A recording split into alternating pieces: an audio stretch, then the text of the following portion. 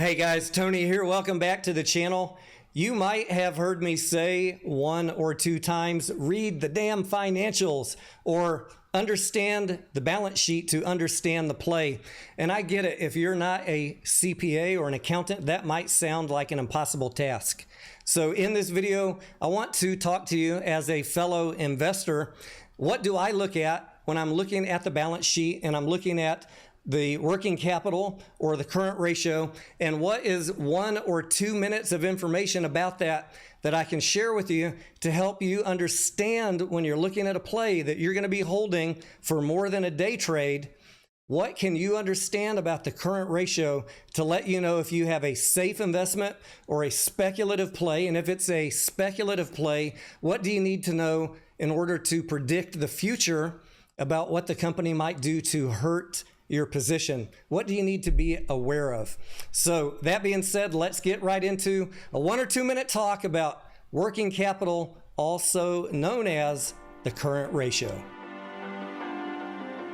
When I am looking at a stock for the very first time or just checking in on it on a quarterly basis, the working capital is definitely something that we don't want to neglect looking at for a stock that we're holding for more than a day trade play.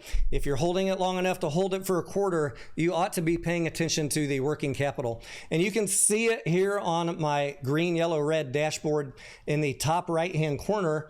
Current ratio, working capital. Here it is for Costco, CVS, PayPal, AMC, Mullen, etc. And depending on what that ratio is or what the working capital is, I either color it green, yellow, or red. If it is red, if you have a lot of red on this dashboard, that means you have a speculative trade and one you need to pay even more attention to the financials on. So let's dive in a little bit deeper. What is working capital? How do you find it on the balance sheet? And how do you interpret that number? Okay, so in layman's terms, what is working capital and what is the current ratio? I want you to think of it in terms of the cash that the company has on hand to pay its bills over the next 12 months. Imagine if you had $20,000 in bills, all of your electric, mortgage, car payment, etc., due over the next year, and you only had $5,000 in your checking account, you might have some problems paying those bills. On the other hand, if you have $20,000 in bills and you've got $100,000 in your checking account, you're probably going to be okay. The working capital definition is current assets minus current liabilities. We also look at that another way called the current ratio, which is current assets divided by current liabilities. Let's look at the balance sheet here for Tesla, and I'm going to show you very quickly how you can get a handle on these numbers without needing to be an accountant. You can pull up the financial statements from the SEC Edgar site, or you can go to Yahoo Finance, or I use another tool called stockanalysis.com, which we have here on the screen. Pull up that balance sheet, go to the quarterly, or you can do it on the annual also, depending on what time frame you're most interested in. But let's look at the quarterly for Tesla here.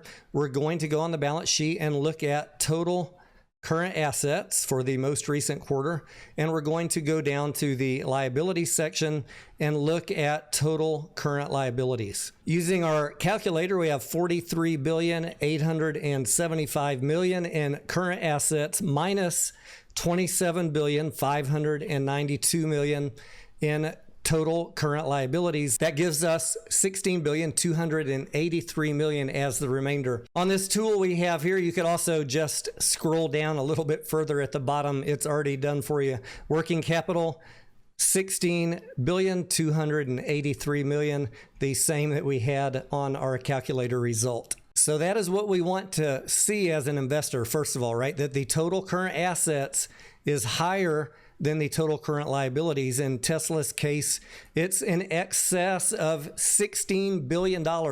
They have plenty of cash and short-term investments to take care of their bills over the next 12 months. But every company has a different amount of assets and a different amount of liabilities depending on the size of the company. So if we want to compare one company to another, we use what is called the current ratio, using these same two numbers, but we divide. So now that we have the calculator back up, let's divide total current assets, 43,875 million, divided by the current liabilities, 27,592 million, and we get a current ratio of 1.59. A little hack for you on stockanalysis.com, and other websites might have this data available for you too. If you go up to the top and click on ratios, they have already also done this work for you. You can see right here the current ratio is already calculated 1.59. You don't even need to do the math. And so now that we know how to calculate it manually, looking at the balance sheet or using a quick trick to just go look it up, the next and final question is, what is a good current ratio? And when do we know when we might have a company that is in trouble? When most people are looking at a balance sheet and looking at the current ratio and working capital, they are going to be looking for a current ratio that is greater than 1. You can see here on Costco, we have 1.03. CVS, I have it as red because it is under 1.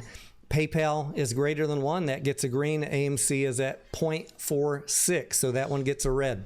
If it is a 1, current assets divided by current liabilities, if it equals 1, that means they have just enough current assets to pay their bills over the next year. If it's greater than 1, like we saw with Tesla, they have more than enough cash and current assets to take care of their current liabilities over the next year. If it is less than 1, then you have a company that is short on cash and does not have enough cash to pay its bills over the next year. What is the usual result of companies that are low on cash? And if you're stuck holding them long enough, this will come to bite you eventually. And as an investor, this is why looking at the current ratio and understanding it is absolutely critical.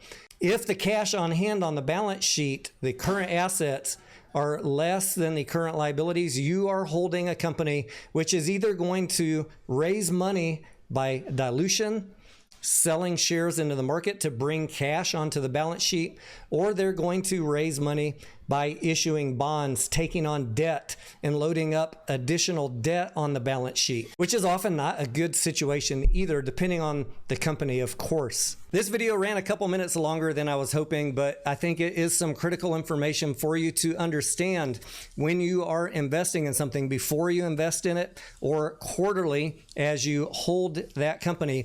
I want you to go in and look at the current ratio. See if it is less than 1 or greater than 1. That will let you know if you have a relatively stable company that can pay its bills, or if you're holding a company that is going to need to do some sort of cash raise. And I want you to be thinking dilution is coming either soon or eventually if you're holding companies with a current ratio of less than 1. Yes, there are alternate ways to get out of a bad current ratio situation. If you are holding a company which is just generating massive amounts of income and they are able to take that income from the income statement and pay down some of their debt, for example, then you could see the current ratio improve even though the assets are not increasing. So I just thought I'd mention that as well. Everything is dependent on each company, what their income statement looks like and what their balance sheet looks like. Let me know your thoughts and comments down below. Thank you for spending a couple minutes of your time with me today.